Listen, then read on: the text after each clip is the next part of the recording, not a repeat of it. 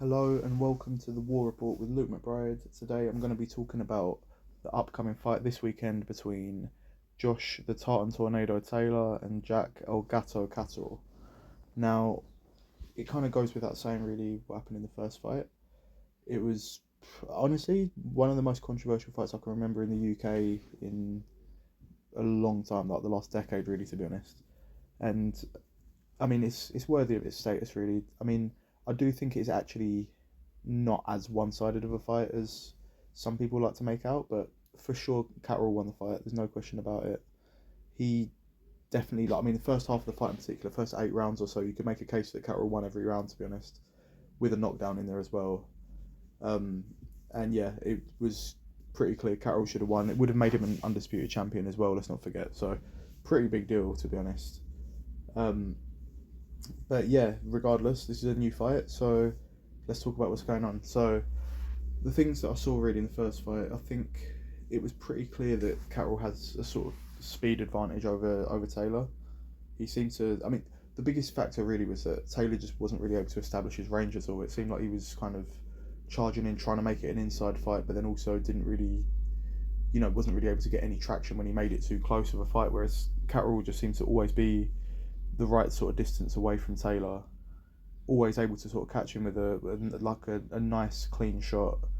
I mean, Catterall's not the biggest puncher out there. Taylor's definitely got more power to him, but you know he's definitely got some sort of pop to him. And I think, okay, you can look on paper and say Catterall's not had any knockouts since 2018, but the reality is, I think he's one of those cases. I'd say similar to a Dimitri Bivol, where it's much more about his discipline rather than and like the way he approaches the fight rather than lack of power.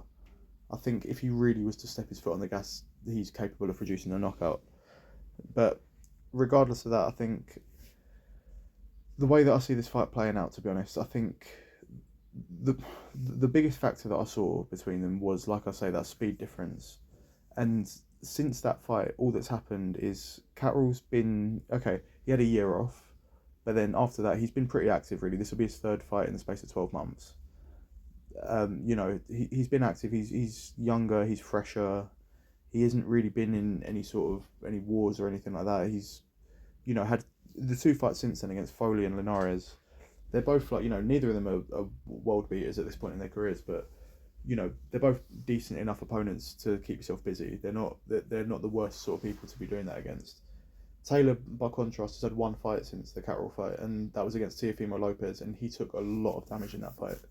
And I'm not going to say it's career altering damage, but the reality is with Taylor, he's been involved in a lot of wars throughout his career. He's had a lot of wear and tear. He had a pretty significant amateur career, don't forget.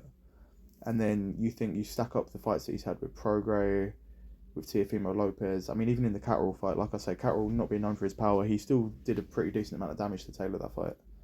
And on top of that, Taylor's had a lot of injuries as well.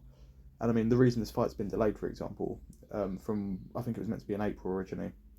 Um, Taylor supposedly had problems with his eyes. So yeah, I think on top of that as well, really, Taylor should have moved up in weight after the Ramirez fight, after he went undisputed. And we're talking about 3 years now, and the later in your career that you keep having to make these brutal weight cuts, the bigger of an effect it's going to have on you. And I I wouldn't be surprised if we see, honestly, without wanting to exaggerate, almost like a Crawford Spence situation, like a lower level version of Crawford Spence, really, I think.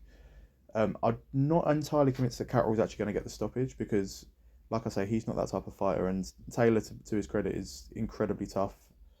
Last fight out, okay, he got battered the whole fight. He was beaten from pillar to post, but at the same time, he did still see the fight through against Teofimo Lopez, who we all know is a big puncher, much bigger puncher than Catterall. So yeah, I think that's the type of fight we're going to see. Really, is honestly, I think Catterall's going to get his redemption. I mean, he should have had the win in the first fight, but I think this time there won't be any question marks left over it personally, and I think this might be the end of Josh Taylor at the top level. Now, having said that, if the best version of Taylor is able to show up, if he's able to make this miracle physical recovery, I do think that the best version of Taylor would beat the best version of Catterall.